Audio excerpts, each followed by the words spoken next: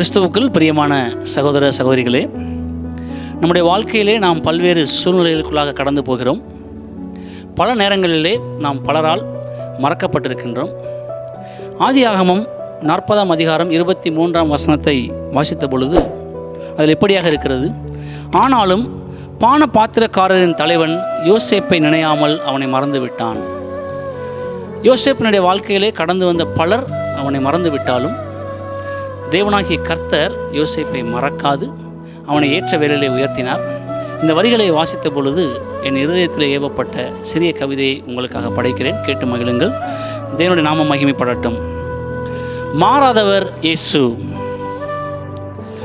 உலகம் மறக்கும், உருவாக்கியவர் மறக்க மாட்டார். உறவுகள் மறக்கும், உயிர் தந்தவர் மறக்க மாட்டார். ஊர் மறக்கும், ஊன்ற கட்டுகிறவர் மறக்க மாட்டார். உடன் பிறப்புகள் மறக்கும், உன்னதர் மறக்க மாட்டார்.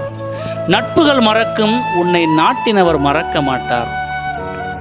மனைவி மறக்கலாம், மணவாளன் மறக்கவே மாட்டார். கணவன் மறக்கலாம், உன்னை காண்கிறவர் மறக்கவே மாட்டார். பெற்ற பிள்ளைகள் மறக்கலாம், பிதாவின் ஏகசுதன் உன்னை மறக்க மாட்டார். உன்னுடைய வாழ்க்கையிலே ஏற்றங்கள் வரும், இரக்கங்கள் வரும், பலதரப்பட்ட மாற்றங்கள் வரும்.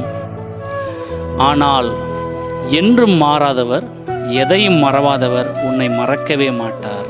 ஆமேன். யோசேப்பை பலரும் மறந்திட்டாலும் யோசனையில் பெரியவர் மறக்கவே இல்லை. ஏற்ற நேரத்தில் உயர்த்தினார், எவரும் தொட முடியாத உயரத்திற்கு. இமைப்பொழுதும் நம்மை மறவாத மனுக்குலத்தின் மீட்பர் அருள்நாதர் இயேசு கிறிஸ்து உங்களை மறக்கவில்லை, உங்களை நேசிக்கிறார். அவரண்டை வாருங்கள், உங்கள் வாழ்க்கை ஆசீர்வாதமாக இருக்கும். ஆமேன். அல்லேலூயா.